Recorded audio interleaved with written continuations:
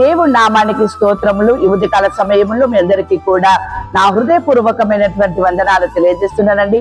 ఈ దినము దేవుడు మీతో మాట్లాడుతున్నటువంటి మాట ఏంటంటే, ద్వితీయోపదేశ కాండము 4వ అధ్యాయము 31వ వచనములో వాక్యం ఈ రీతిగా ఉంది.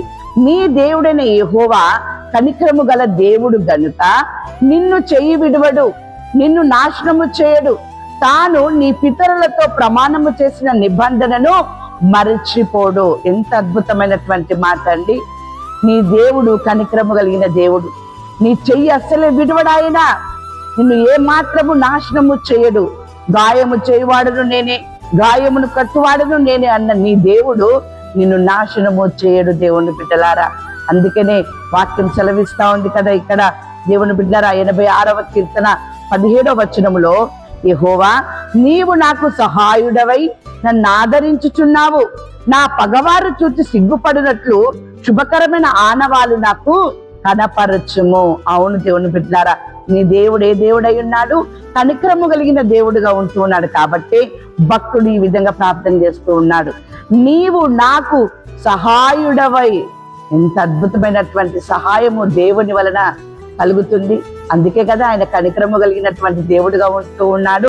వాక్యం సెలవిస్తా ఉంది కదా, యెషయా గ్రంథం 12వ అధ్యాయము 6వ వచనములో, సియోను నివాసి ఉత్సాహధ్వని బిగ్గరగా చేయము, నీ మధ్యనున్న ఇశ్రాయేలు యొక్క పరిశుద్ధ దేవుడు గనుడై ఉన్నాడు. అవును దేవుని బిడ్డలారా, కనికరము కలిగిన నీ దేవుడు పరిశుద్ధ దేవుడు. ఆయన గనుడై ఉన్నాడు. కాబట్టి నీ చెయ్యి విడువని ఆ దేవుడు, నీకు సహాయము చేసే ఆ దేవుడు నీకు తోడుగా ఉన్నాడు. కాబట్టి ఉత్సాహధ్వని నీవు బిగ్గరగా చేయుము అని చెప్పేసి అని మాట్లాడుతూ, నీవు కన్నీళ్లు విడుచుట చూచితే నీ ప్రార్థన నేను అంగీకరించి ఉన్నాను, నీ ప్రార్థన అంగీకరించి ఉన్నాను అన్నటువంటి నీ దేవుడు సమూయేలు 2వ గ్రంథం 7వ అధ్యాయం 11వ వచనంలో వాక్యం ఈ రీతిగా సెలవిస్తా ఉంది. నీ శత్రువుల మీద నీకు జయమిచ్చి నీకు నెమ్మది కలగజేసి ఉన్నాను, నీకు సంతానము కలగజేతును. అవును దేవుని బిడ్డలారా, నీవు కన్నీళ్లు విడుచుట చూచుతుని నీ ప్రార్థన నేను అంగీకరించి ఉన్నాను అని కనికరము కలిగిన దేవుడు నీకు సహాయం చేస్తున్నాడు. ఏంటిదో తెలుసా? నీ శత్రువుల మీద నీకు జయమునిచ్చి నీకు నెమ్మది కలగజేస్తూ ఉన్నాడు. అంతేకాదు, ఆయన మాట్లాడుతున్నటువంటి మాట చూసినట్లయితే తెస్సలోనీయులకు రాసిన మొదటి పత్రిక 5వ అధ్యాయం 24వ వచనంలో, మిమ్మును పిలుచువాడు నమ్మకమైన వాడు గనుక అలాగు చేయను. అవును దేవుని బిడ్డలారా, మిమ్మల్ని పిలిచిన మీ దేవుడు నమ్మదగిన దేవుడు గనక మీ శత్రువులని ఆయన వెళ్ళగొడతాడు, మీ శత్రువులని నాశనం చేస్తాడు, మీకు జయమును అనుగ్రహింపజేస్తా ఉంటాడు.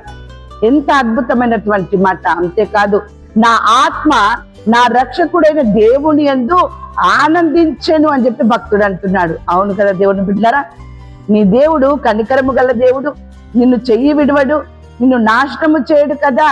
ఆ దేవుడే నీ విషయములో శత్రువులని పారద్రోలినాడు, శత్రువులకి ఓటమినిచ్చి ఉన్నాడు, శత్రువులని నాశనం చేసి ఉన్నాడు. గనుకనే భక్తుడు చేసిన ప్రార్థన, నా ఆత్మ నా రక్షకుడైన దేవుని యందు ఆనందించెను అంటూ ఉంది.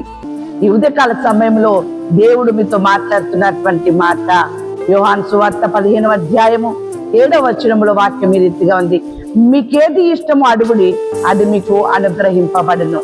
నీ దేవుడు కనికరము కలిగిన దేవుడు గనక, నీ చెయ్యి విడువడు గనక, ఈ దినమున మీకేది ఇష్టమో మీరు అడిగినట్లయితే నీ దేవుడు అది మీకు అనుగ్రహింపజేయును గాక.